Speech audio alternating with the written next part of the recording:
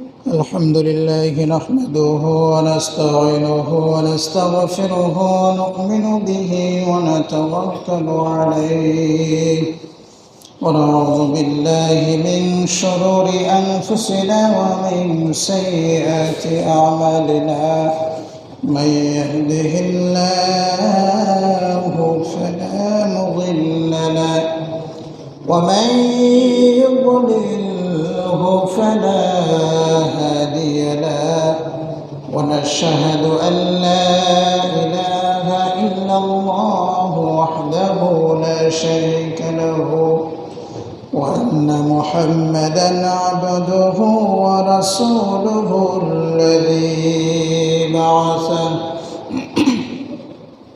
الذي أرسله بالحق بشيرا ونذيرا وداعيا إلى الله بإذنه وسراجا وقمرا منيرا وقد قال الله تبارك وتعالى في كلامه المجيد وفي الفرقان التوحيد وفي الفرقان الحميد شكل محمد الشفيع زبان شريكوري أعوذ بالله من الشيطان الرجيم بسم الله الرحمن الرحيم إن عدة الشهور عند الله 12 شهرا في كتاب الله يوم خلق السماوات والأرض منها 4 حرم ذلك الدين القيم فلا تظلموا فيهن أنفسكم وقاتلوا المشركين كافة كما يقاتلونكم كافة واعلموا أن الله مع المتقين صدق الله العظيم قال رسول الله صلى الله عليه وسلم أفضل الصيام بعد شهر رمضان صيام شهر الله المحرم رواه المسلم وقال تعالى في شان حبيب رسول الله صلى الله عليه وسلم إن الله وملائكته يصلون على النبي يا أيها الذين آمنوا صلوا عليه وسلموا تسليما اللهم صل على سيدنا مولانا محمد وعلى آل سيدنا مولانا محمد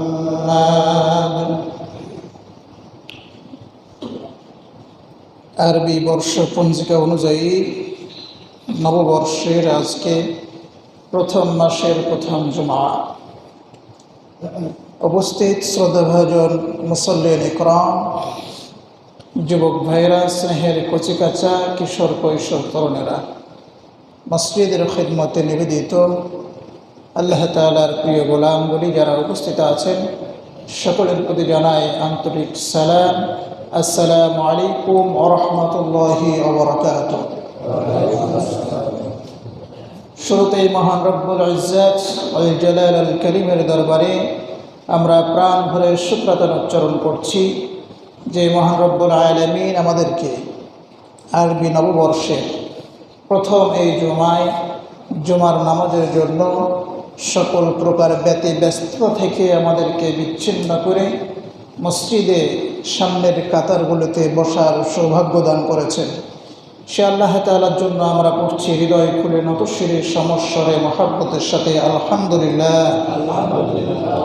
দরুদ এবং তসলিম অবশ্যিত হোক বিশ্ব মানবতার মুক্তির দূত সৈয়দুল মুরসালিন সৈয়দুল কওনাইন খাতামুন নবিয়্যিন বিশ্বনবী মুহাম্মদুর রাসূলুল্লাহ সাল্লাল্লাহু আলাইহি ওয়াসাল্লামের প্রতি।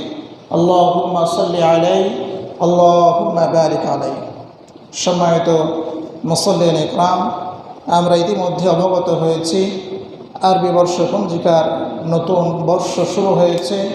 প্রথম মাস মুহররম, আল্লাহ তাআলার কাছে অতি প্রিয় একটি মাস এবং সম্মানিত মাসসমূহের মধ্যে অন্যতম একটি মাস। যে মাসকে আল্লাহ তাআলা রাসূলের হাদিস থেকে জানা যায়, তিনি বলেছেন যে মাসকে আল্লাহ তাআলা নিজের মাস বলে ঘোষণা করেছেন, শাহরুল্লাহিল মুহররম। মুহররম হচ্ছে আমার মাস। সুবহানাল্লাহ। সম্মানিত উপস্থিতি, আমরা এই মুহররমকে নিয়ে অনেক কৌতূহল থাকে, অনেক বিষয় থাকে এর মধ্যে। আসলে পৃথিবীর ইতিহাসের শুরু থেকে আজ অবধি পর্যন্ত এই মুহররমের সাথে ইসলামের বহু বিজয়ের ইতিহাস এই মুহররমের সাথে জড়িত রয়েছে।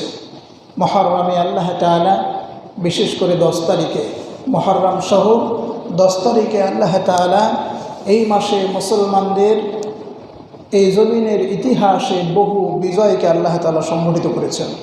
আমরা সেই বিষয়ে আজকে আলোচনা করব না, মূলত আলোচনা করব আজকে আরবি বর্ষপঞ্জিকার ইতিহাস। এটা কিভাবে রচিত হলো, কোন সাল থেকে, কোন সময় থেকে, কাদের মাধ্যমে এটির উদ্ভাবন হয়েছে এবং এই গণনা শুরু হয়েছে। সম্মানিত উপস্থিতি, বর্তমানে আমরা যে বর্ষপঞ্জিকা ব্যবহার করি এইটা ইংরেজি, আমরা ইংরেজি নামে এটা শিখি, কিন্তু মূলত আসলে এটা ইংরেজি না। এই বর্ষপঞ্জিকা হচ্ছে খ্রিস্টানদের আবিষ্কার। এই বর্ষপঞ্জিকা হচ্ছে খ্রিস্টিয়ান বর্ষপঞ্জিকা। এইটি তারা আবিষ্কার করেছে, এই বর্ষপঞ্জিকা তারা তৈরি করেছে প্রায় হযরত ঈসা আলাইহিস সালামের জন্মর দিন থেকে গণনা শুরু করেছে।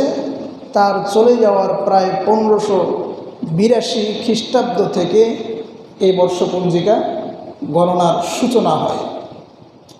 তো এই বর্ষপঞ্জিকা আমরা যেটা ব্যবহার করি এইটা মূলত ইংরেজদেরও না, এটি খ্রিস্টানদের। এইটা আবিষ্কার করেছে তারা এবং এইটা গণনা শুরু করেছে ঈসা আলাইহিস সালামের জন্মের দিন থেকে। এবং শুধু ঈসা আলাইহিস সালাম বলে যদি তাকে সম্বোধন করতো তাহলে ছিল ভিন্ন কথা, কিন্তু তারা তাকে অনেকে প্রভু হিসেবে গ্রহণ করে তারা এই বর্ষপঞ্জিকা রচনা করেছে। সুতরাং আমরা জানি যে এই মুহররম মাসে একটি রোজা আছে, 10 মুহররমে একটি রোজা আছে, যে রোজা রাসূলুল্লাহ সাল্লাল্লাহু আলাইহি ওয়াসাল্লাম করেছেন, করার পরে আবার সাথে আগে পরে একটা যোগ করে দিয়েছেন। আগে পরে কি করেছেন? একটা যোগ করেছেন। কেন? কাজটা সওয়াবের। রোজা রাখা ভালো কাজ না খারাপ কাজ? আল্লাহ তাআলার নৈকট্য লাভের সবচাইতে নিখুঁত এবং নিপুণ একটি ইবাদত হচ্ছে সিয়াম। নামাজ, রোজা, দান, নামাজ, হজ, দান, সাদাকা, ভালো কাজ, এগুলো মানুষকে দেখানোর জন্য করা যায়, কিন্তু রোজা মানুষের জন্য, মানুষকে দেখানোর জন্য করা যায় না। এটা করতে হয় একমাত্র, কারণ পাগলও সারাদিন না খেয়ে থাকবে না। তো এই সিয়াম একটি ভালো কাজ। ইহুদিরা তারা রোজা রাখতো। মদিনায় আসার পরে রাসূলুল্লাহ সাল্লাল্লাহু আলাইহি সাল্লাম দেখলেন যে ইহুদিরা রোজা রাখছে।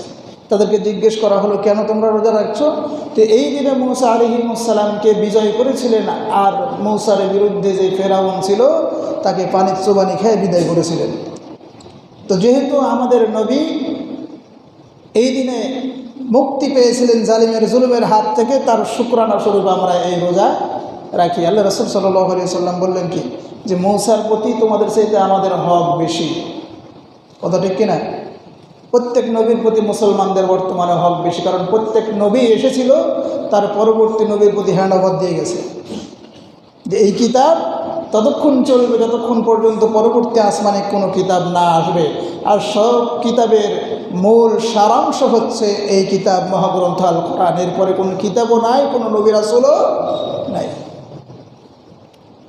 আপনি মুসা আলাইহিস সালামের প্রতি যদি ঈমান না রাখেন তাহলে আমাদের ঈমান থাকবে না। তাহলে কি আমাদের ঈমান থাকবে? ঈমান থাকবে না। আল্লাহ তাআলা কোরআনে যে সমস্ত 25 জন নবীর কথা বলেছেন, এদের প্রতি যদি ঈমান না আনি তাহলে আমাদের ঈমান থাকবে না। সুতরাং ইহুদিদের চাইতে মুসা আলাইহিস সালামের প্রতি আমাদের হক বেশি। তাই রাসূলুল্লাহ সাল্লাল্লাহু আলাইহি ওয়াসাল্লাম বললেন যে যেহেতু তারা ইহুদি, তাদের সঙ্গে মিল রেখে কোনো কাজ করা যাবে না। ভালো কাজ কিন্তু সিয়াম রাখা কি ভালো কাজ, কিন্তু বললেন তাদের সাথে মিল রেখে কোনো ভালো কাজ করা যাবে না। তারা যেহেতু একটা করে, আমরা দুইটা করব, বলেন আল্লাহু আকবার। তারা একটা করে, আমরা কি করব? কোনো ভালো কাজেও ইহুদিদের সাথে সাদৃশ্য রাখা যাবে না। আর ইহুদিদের বহু কালচার সংস্কৃতি আমরা এখন ব্যবহার করে বসে আছি। এই হচ্ছে বর্তমানে আমাদের ঈমানের চেতনা। আমাদের ঈমানকে ঝালাতে হবে, পরিষ্কার পরিচ্ছন্ন করতে হবে। প্রকৃত ঈমান আমাদেরকে জাগিয়ে তুলে সেই পথে আমাদেরকে হাঁটতে হবে। আল্লাহ তাওফিক দান করুন, বলেন আমিন। তাহলে তাদের সাদৃশ্য একটা ভালো কাজও যদি করা না যায়, এ ব্যাপারে তো কোরআনের আয়াত আছেই। আল্লাহ তাআলা বলছেন, ইয়া আইয়ুহাল্লাযীনা আমানু লা তাত্তাখিযুল ইয়াহুদা ওয়ান নাসারা আউলিয়া, তোমরা তাদেরকে বন্ধু হিসেবে গ্রহণ করো না। এই বন্ধুর ব্যাখ্যা বহু আছে। এই বন্ধু ব্যক্তি বন্ধু, সামাজিক বন্ধু, সাংস্কৃতিক বন্ধু, শিক্ষায় বন্ধু, ব্যবসায় বন্ধু, সমাজনীতিতে বন্ধু, রাজনীতিতে বন্ধু, অর্থনীতিতে বন্ধু। এই বন্ধুর ব্যাখ্যা বহু আছে। অর্থাৎ আল্লাহ তাআলা বলছেন যে তোমরা তাদেরকে কোনো ক্ষেত্রেই বন্ধু হিসাবে, আউলিয়া বন্ধু হিসাবে গ্রহণ করতে পারবা না। যদি তারা করো, তোমরা যারা তাদেরকে অনুসরণ করবা, বন্ধু হিসেবে মানবা, জেনে রাখো তুমিও তাদের অন্তর্ভুক্ত, বলেন নাউযুবিল্লাহ।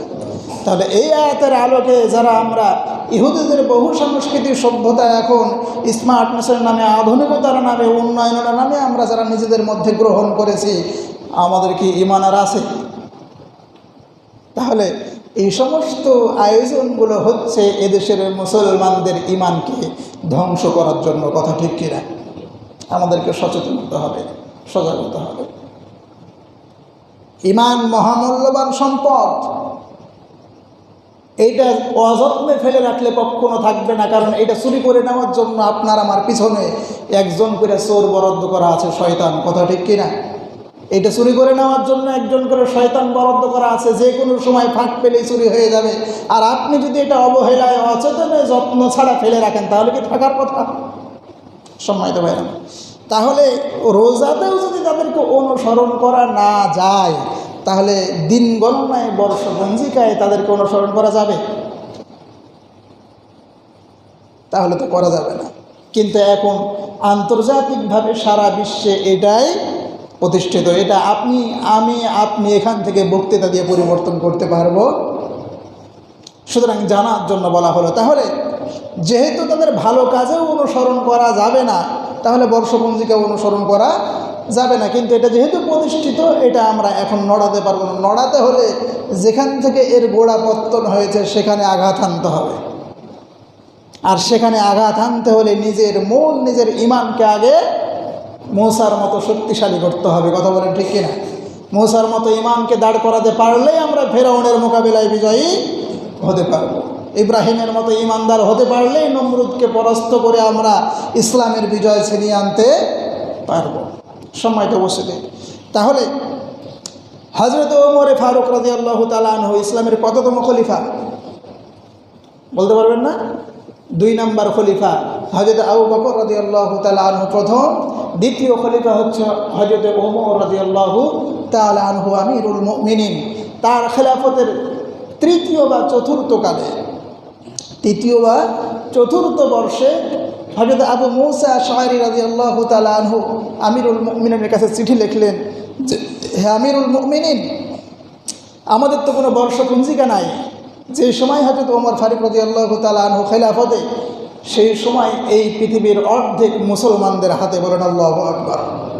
তাহলে পৃথিবীর অর্ধেক মুসলমানদের রাজত্বের মধ্যে, তাহলে এত বড় বিস্তৃত শাসন ব্যবস্থাকে সঠিকভাবে পরিচালিত করার জন্য মুসলমানদের আরবি বর্ষপঞ্জিকা, মুসলমানদের স্বাধীন স্বতন্ত্র তাদের তত্ত্বাবধানে একটি আরবি বর্ষপঞ্জিকার প্রয়োজন তারা উপলব্ধি করল।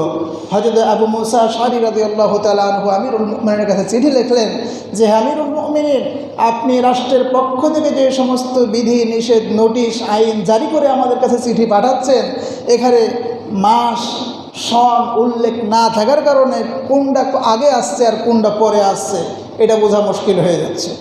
এজন্য আমাদের একটা নিজস্ব আরবি বর্ষপঞ্জিকার প্রয়োজন, আমাদের মুসলমানদের একটি বর্ষপঞ্জিকার প্রয়োজন, এটা আমরা অনুভব করছি। হয়তো আমিরুল মুমিনিন তিনি চিন্তা করে দেখলেন কথাটা আসলেই সঠিক, যুক্তিসঙ্গত। তার পার্লামেন্ট মেম্বারদেরকে নিয়ে বৈঠকে বসলেন। শুরা সদস্য ছিল, পরামর্শ বৈঠক ছিল, পরামর্শ পার্লামেন্টের জন্য পরামর্শ সভা তারা বসত এবং সেখানে পরামর্শ করার মাধ্যমে তারা সিদ্ধান্ত নিত। কিছু কিছু সাহাবী তারা পরামর্শ দিলেন যে রোম এবং পারস্য যে বর্ষপঞ্জিকা রয়েছে আমরা এগুলো ব্যবহার করি। অধিকাংশ সাহাবী এটাতে দ্বিমত পোষণ করে বললেন যে না, মুসলমানদের জন্য একটি বর্ষপঞ্জিকা প্রয়োজন। কারণ আল ইয়াউমা আকমালতু লাকুম দীনাকুম ওয়া আতমামতু আলাইকুম নি'মাতি ওয়া রাদিতু লাকুমুল ইসলামা দীনা। মুসলমানদের জন্য ইসলাম হচ্ছে একটি পরিপূর্ণ জীবন ব্যবস্থা, আর অন্য সংস্কৃতি সভ্যতা থেকে আমরা ধার করে নিয়ে এসে বর্ষপঞ্জিকা ব্যবহার করব, এটা মোটেও উচিত হতে পারে না। মুসলমানদের একটি স্বাধীন স্বতন্ত্র বর্ষপঞ্জিকা প্রয়োজন। হযরত আমিরুল মুমিনিন রাদিয়াল্লাহু তাআলা আনহু সবার পরামর্শ নিয়ে ঠিক তারা সিদ্ধান্ত নিলেন যে মুসলমানদের একটি বর্ষপঞ্জিকা তাহলে আমরা ব্যবস্থা করি। কেউ কেউ পরামর্শ দিলেন যে রাসূলুল্লাহ সাল্লাল্লাহু আলাইহি ওয়াসাল্লাম যেই দিন পৃথিবীতে এসেছে 12 রবিউল আউয়াল বা 11 বা 9 অর্থাৎ রবিউল আউয়াল মাসে। তো কেউ কেউ পরামর্শ দিলেন যে বিশ্বনবী যেই দিন পৃথিবীতে এসেছে সেই দিন থেকে আরবি বর্ষ গণনা শুরু করা যায়। কেউ কেউ পরামর্শ দিলেন যেই দিন আল্লাহ রাসূল সাল্লাল্লাহু আলাইহি ওয়াসাল্লাম নবুয়ত প্রাপ্ত হয়েছেন সেই দিন থেকে বর্ষপঞ্জিকা গণনা শুরু করা যায়। কেউ কেউ পরামর্শ দিলেন যে হিজরতের কাল থেকে বর্ষপঞ্জিকা গণনা শুরু করা যাক। কেউ পরামর্শ দিলেন আল্লাহ রাসূল যেই দিন পৃথিবী থেকে চলে গেছেন, প্রাপ্ত হয়েছেন, সেই দিন থেকে বর্ষপঞ্জিকা শুরু করা যাক। হযরত আলী ইবনে আবু তালিব রাদিয়াল্লাহু তাআলা বিশ্বনবী সাল্লাল্লাহু আলাইহি ওয়াসাল্লামের জামাতা আলী রাদিয়াল্লাহু তাআলা তিনি পরামর্শ দিলেন যে হিজরতের দিন থেকে আরবি বর্ষপঞ্জিকা শুরু করা যাক, গণনা শুরু করা যাক। কারণ সেই দিন হক আর বাতিলের চিরন্তন তফাৎ এবং পার্থক্য হয়ে গিয়েছে। কারা হক আর কারা বাতিল সেই দিন চিনতে আর বাকি ছিল। কারা মুনাফিক ছিল তাদেরও সেই দিন চেহারা প্রকাশ পেয়ে গিয়েছিল। সম্মানিত উপস্থিতি, হযরত আলী রাদিয়াল্লাহু তাআলা আনহুর এই পরামর্শ আমিরুল মুমিনিন হযরত ওমর ফারুক রাদিয়াল্লাহু তাআলা আনহুর পছন্দ হলেন। অন্যরাও এতে আর দ্বিমত করলেন না, মত দিয়ে আরবি বর্ষপঞ্জিকার সূচনা শুরু করলেন। তবে হিজরতের সময়টা ছিল রবিউল আউয়াল মাসে। হিজরতের সময় ছিল রবিউল আউয়াল মাসে 12 রবিউল আউয়াল মক্কা ত্যাগ করে হিজরত করার পরে যেই দিন রবিউল আউয়াল মাসের 12 তারিখ সেই দিন মদিনায় পৌঁছান। কিন্তু রবিউল আউয়াল মাসকে প্রথম মাস হিসেবে ধরা হলো না, 2 মাস আগ পিছ করে নেওয়া হলো।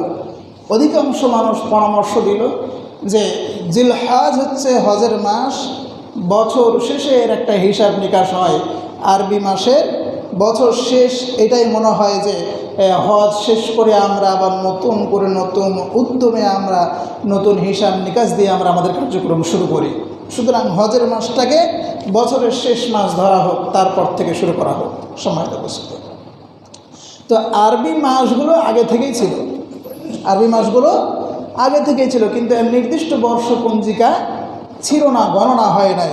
কারণ আরবি মাসের গণনা আল্লাহ তাআলা আগে থেকেই দিয়ে দিয়েছেন যেই দিন থেকে পৃথিবী, আসমান এবং জমিন আল্লাহ তাআলা সৃষ্টি করেছেন।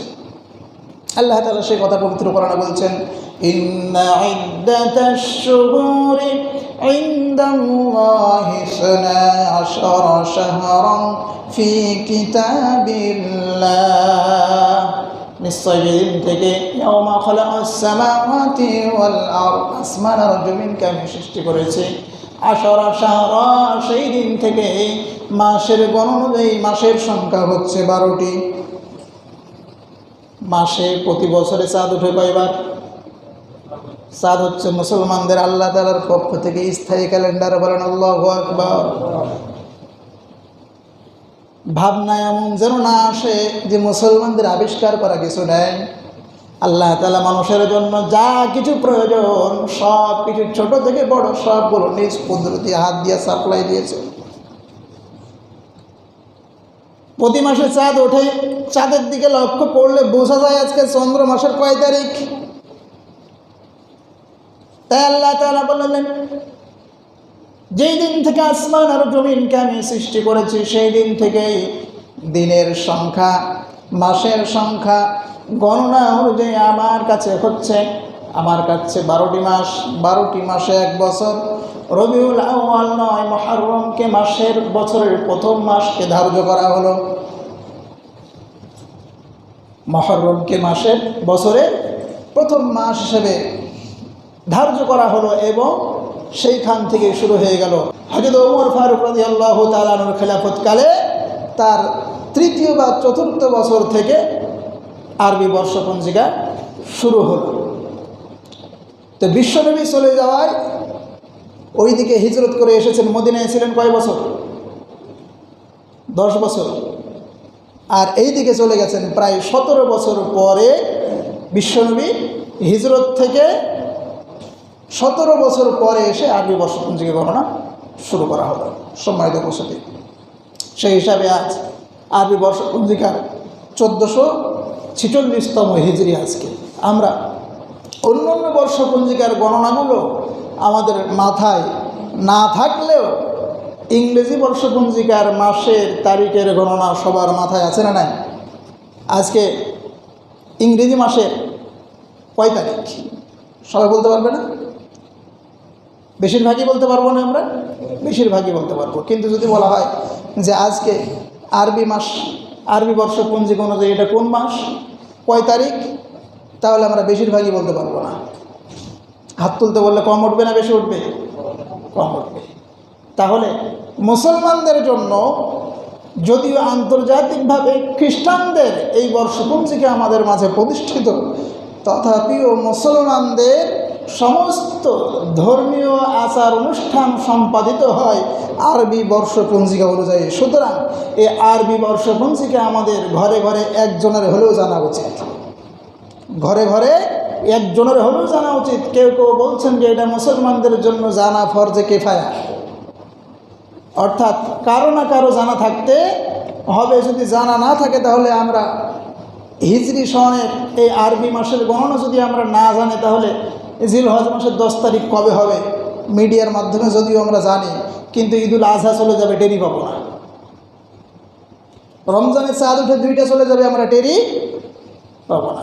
এইভাবে আরও যত আচার অনুষ্ঠান আছে সবগুলো আরবি মাসের হিসাব করেই আল্লাহ তাআলা আমাদের প্রতিবিধানগুলি দিয়েছেন। যেমন আল্লাহ তাআলা কোথাও বলেছেন কি মার্চ মাসে তোমাদের জন্য রোজা ফরজ করা হয়েছে, এপ্রিল মাসে কি বলছেন?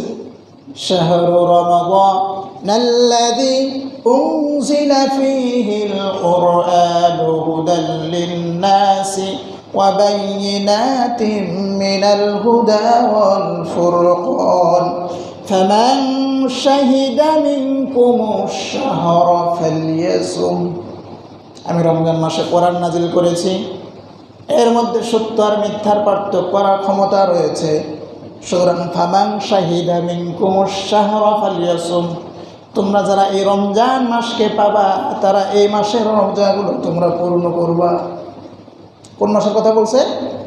রমজান মাস। সুতরাং অন্তত এই 12টি মাসের নাম আমার মুখস্থ থাকা উচিত, নাকি থাকা উচিত না? আমার মনে আছে, আপনাদের মনে আছে কিনা জানি না, গত বছর 1445 হিজরি যখন শুরু হয় এই মুহররমের এই আরবি মাসের ইতিহাস বলতে গিয়ে আমি এখানে একজনকে 12 মাসের নাম ধরে বুঝে একটা পুরস্কার দিয়েছিলাম। মনে আছে আপনাদের? পুরস্কার যিনি পাইছিলেন উনি কি আছে নাকি আজকে? নাই না? আজকেও একটা পুরস্কার থাকবে, 12 মাসের নাম যে খুতবা শেষে বলে দিতে পারবেন, চেয়ারম্যান উপস্থিত আছে, চেয়ারম্যানের হাত দিয়ে নগদ পুরস্কার দিয়ে দেবো। প্রশ্নটা পরে হবে। তাহলে আরবি মাস 12টি মাসে একটি বছর, এটি কার গণনা অনুযায়ী? আল্লাহর গণনা অনুযায়ী। সুতরাং আমাদের 12টি মাসের নাম প্রত্যেকের মুখস্থ থাকা জরুরি। প্রথম মাসের নাম কি?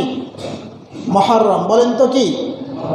তারপরে সফর, তারপরে রবিউল আউয়াল, তারপরে রবিউল সানি, তারপরে জুমাদিউল আউয়াল, তারপরে জুমাদিউল সানি, তারপরে কি?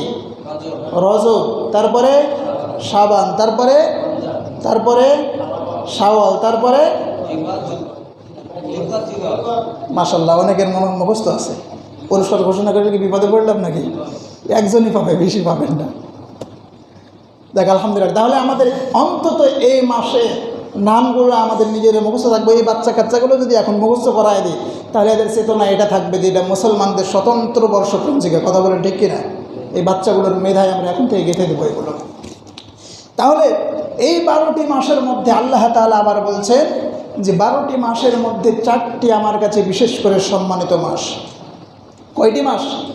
4টি বিশেষ করে আল্লাহ তাআলার কাছে সম্মানিত মাস। সে কথাও আল্লাহ তাআলা এখানে বলছেন। আরবাআতুন হুরুম, 4টি মাস হচ্ছে আমার কাছে সম্মানিত মাস। সেই 4টি মাস কোনটি কোনটি?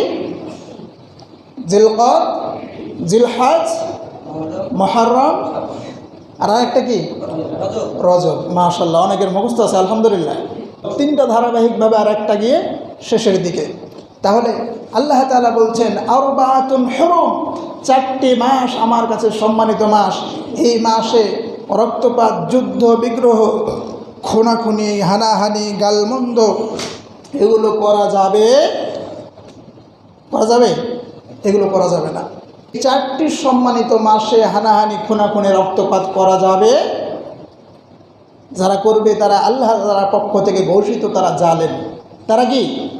কিন্তু আল্লাহ তাআলা এই ব্যাপারে বিধানও দিয়েছে, যদি তোমাদের উপরে কেউ অন্যায়ভাবে হামলা করে, তোমাদের প্রতি জুলুম করে, তবে তোমরা বসে থাকবে না, তার উত্তম জবাব তোমাদেরকে দিতে হবে। কথা বলেন ঠিক কিনা? এই যে কুমিল্লা বিশ্ববিদ্যালয়ে কি আন্দোলন চলছে সারা বাংলাদেশে এখন? কোটা আন্দোলন। 71 সালে জন্ম এমন প্রায় 55,000 মুক্তিযোদ্ধা আমার দেশে আছে। এদের ছেলেমেয়েরা কোটা পাইতে পাইতে এদের নাতিপুতিরা পর্যন্ত এখন কোটায় চলে যাচ্ছে। আজকে শিক্ষা আর দেশের অর্থনীতি আর সমাজনীতিকে এমনভাবে ধ্বংস করা হচ্ছে, স্মার্টফোন নিয়ে ছাত্ররা পরীক্ষার হলে গিয়ে পরীক্ষা দিচ্ছে। আমার শিক্ষা ব্যবস্থার কি স্মার্ট না হয়েছে? সম্মানিত ভাইয়েরা আমার, এখনও যদি মুখ না খুলি, এই কণ্ঠকে উঁচু না করি, আশ্চর্য লাগে বড়। যে জাতি, নন্দা চেনেন তো? নন্দা দাদাদের কাছ থেকে গল্প শুনছিলাম যে অনেক কমান্ডার বাহিনীর সদস্যের হাতে যখন অস্ত্র ছিল না, তারা নন্দায় দড়ি ঝুলায়, কাঁধে ঝুলায় দাঁড়ায় রাখছে অস্ত্রের মোকাবিলা করার জন্য। কেন? দূর থেকে বুঝতে পারে যে ওদের ঘাড়ে অস্ত্র আছে। কথা বলেন ঠিক কিনা? যে জাতি অস্ত্রের মোকাবিলায় নন্দা দিয়ে যুদ্ধ করে স্বাধীনতা ছিনিয়ে নিয়ে এসেছে, সেই জাতি আজকে রিক্সার টায়ার পাংচার হলে ভয়ে রাস্তা থেকে পালিয়ে যাচ্ছে। তাহলে মেরুদণ্ড তো আমাদেরই ভাঙবে। কথা বলেন ঠিক কিনা? সুতরাং এখনও সোচ্চার হতে হবে। মুহররম মাস, এই মাস সম্মানিত মাস। রক্তারক্তি, হানাহানি, খুনাখুনি চলবে না। ন্যায্য অধিকার নিয়ে এদেশের ছাত্র সমাজ যখন রাজপথে নেমেছে, এদেশের টাকা দিয়ে পোষা, জনগণের টাকায় পোষা প্রশাসন তাদের বুকে, জনগণের টাকা দিয়ে কোনো গুলি তাদের বুকে চালাচ্ছে। এই কথা বললে হয়ে যাবে আবার রাজনীতি। সম্মানিত ভাইয়েরা আমার, আজকে আফসোস হয়, দুঃখ হয়, কষ্ট হয়। এদেশে বারংবার ইসলামের প্রতি আঘাত আনা হয়, আল্লাহ রাসূলকে নিয়ে কটূক্তি করা হয়, কোরআনের প্রতি আঘাত আনা হয়। এগুলোকে ব্যঙ্গ করার মধ্য দিয়ে মুসলমানদের হৃদয়ে আঘাত আনা হয়। সারা বিশ্বের মুসলমানদের প্রতি আঘাত আনা হয়েছে, শুধু বাংলাদেশের মুসলমানদের প্রতি নয়। সে ব্যক্তি আমার দেশের ভ্যাটের ট্যাক্সের টাকায় বেতন পায়, তার পেনশন পায়, তার বইয়ের ঠোঁটের লিপস্টিক কিনা তাও জনগণের টাকা দিয়ে। কথা বলেন ঠিক কিনা?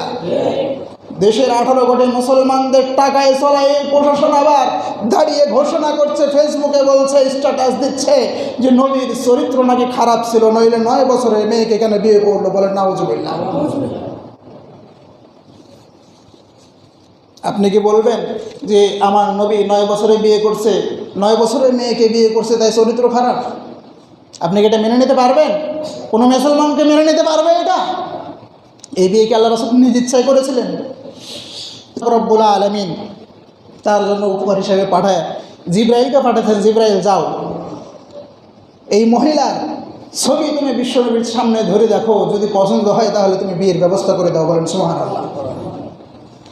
হযরত জিব্রাইল আল্লাহ পাক রব্বুল আলামিনের পক্ষ থেকে অর্ডার পেয়ে আয়েশা সিদ্দিকা রাদিয়াল্লাহু তাআলা আনহার চেহারা নবীর সামনে তুলে ধরেছেন। নবী চুপচাপ রয়েছেন, লজ্জায় কথা বলেন না। ও নবী পছন্দ হয়েছে নাকি? জিব্রাইল বুঝতে পারেন। আল্লাহ তাআলা বললেন, ও জিব্রাইল আর দেরি করো না, আয়েশা সিদ্দিকার সাথে আমার নবীর বিয়েটা তুমি পড়ায় দাও। বলেন আল্লাহু আকবার।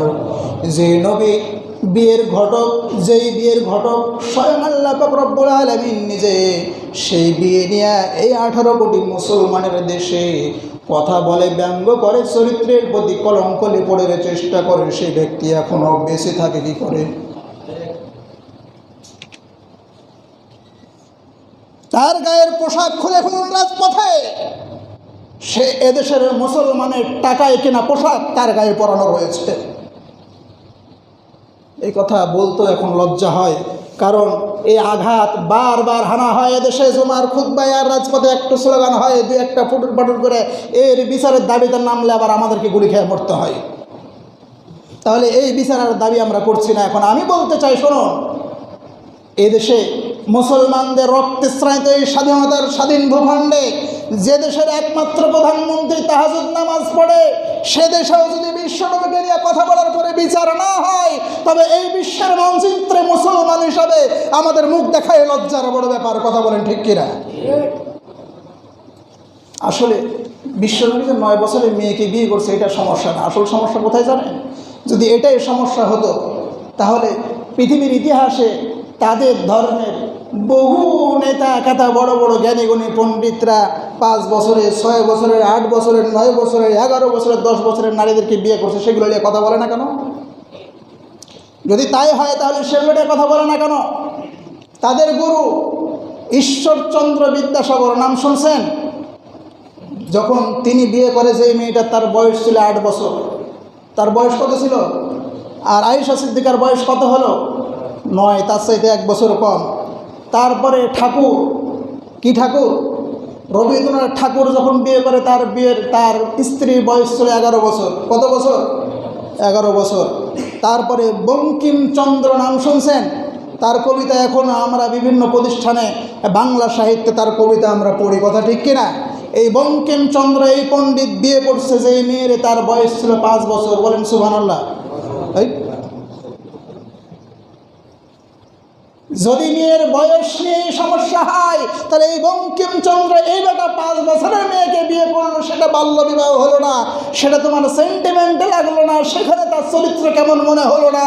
আর বিশ্বনবী আল্লাহর নির্দেশে, আল্লাহর ঘরতালিতে 9 বছরের মেয়ের সাথে ফুলসজ্জা করলো, বিয়ে করলো, তা তোমার সেন্টিমেন্টে বাঁধলো আর চরিত্র নিয়ে চিন্তা ভাবনা হলো, তা কেমনে? আসলে এটা আসল বিষয় নয়। আমার দেশের যাকে বঙ্গবন্ধু বলে আমরা চিনি, তিনি যে মেয়েটারে বিয়ে করছিলেন, নাম ছিল রেণু। কি নাম ছিল? বিয়ের পরে হলো শেখ ফজিলতুন্নেসা।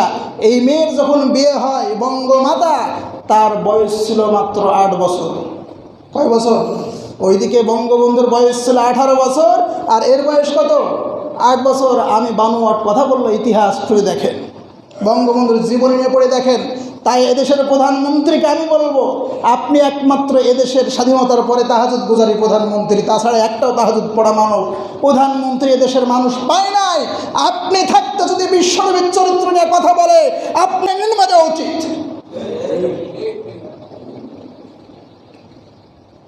আমার নবীর চরিত্র নিয়ে কথা বলছে, আমি আপনার বিচারের দাবি জানাই না। আমি বলি, আপনার বাপের চরিত্র নিয়ে কথা বলছে, এখন আপনি বিচার করেন। আপনার বাবার খুনের দায়ে এদেশে ফাঁসি দিয়া বহু কলঙ্ক মুক্ত করেছেন। আপনার বাবার বিয়ে নিয়ে যে বেটা কথা বললো, তারে ফাঁসি দিয়ে এবার এই বাংলার জমিনকে কলঙ্ক মুক্ত করেন।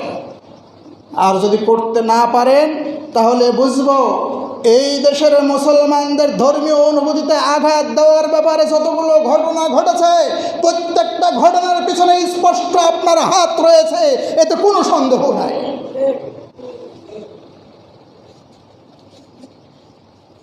সম্মানিত ভাইরা আমার, বন্ধুরা আমার, তাহলে মুসলমানের এই দেশে বেটার বিচার হওয়া দরকার।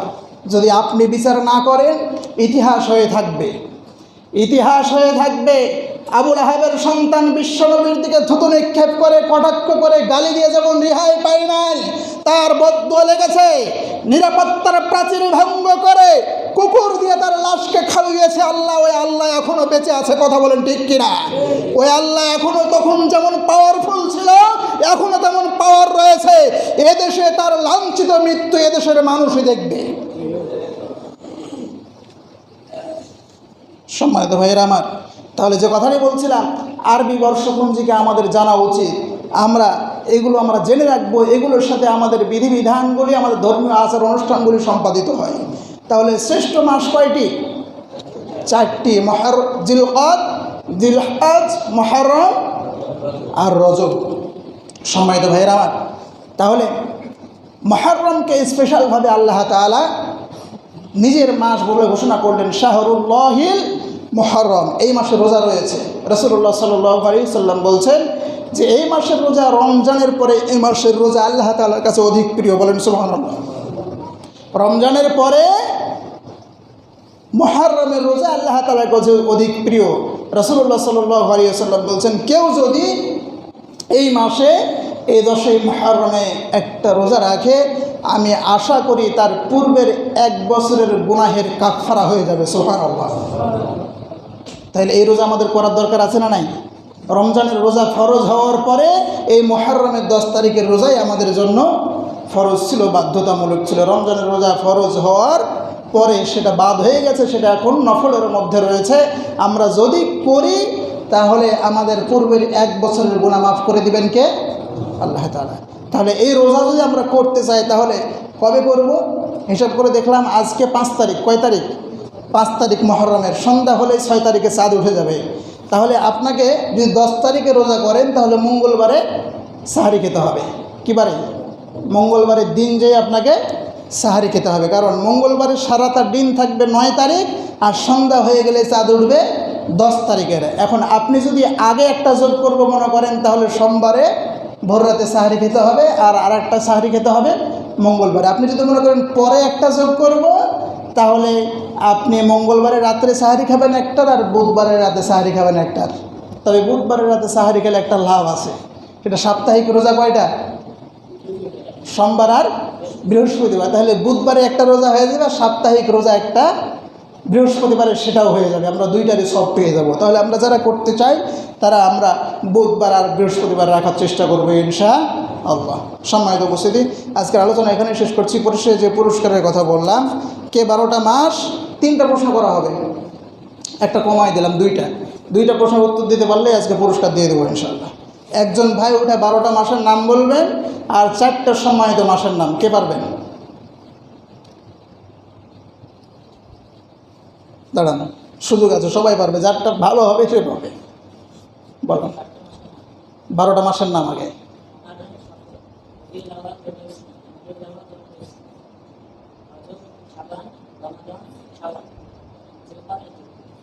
চারটি সম্মানিত মাস।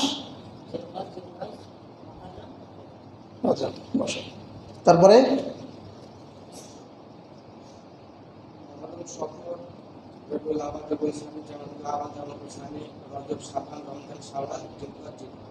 তারপর 4টি সম্মানিত মাস।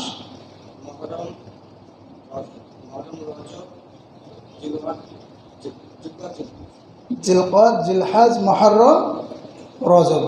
আর কেউ বলবেন? যাক, আলহামদুলিল্লাহ। 2 জনের মধ্যে আবু সাইদ ভালোভাবে পারছে। তোমার নাম কি জানো ভাই? মাসুম ভাই।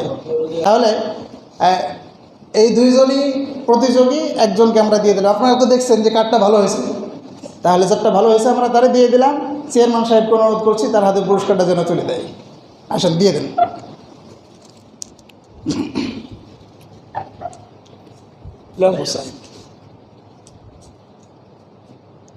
আলহামদুলিল্লাহ।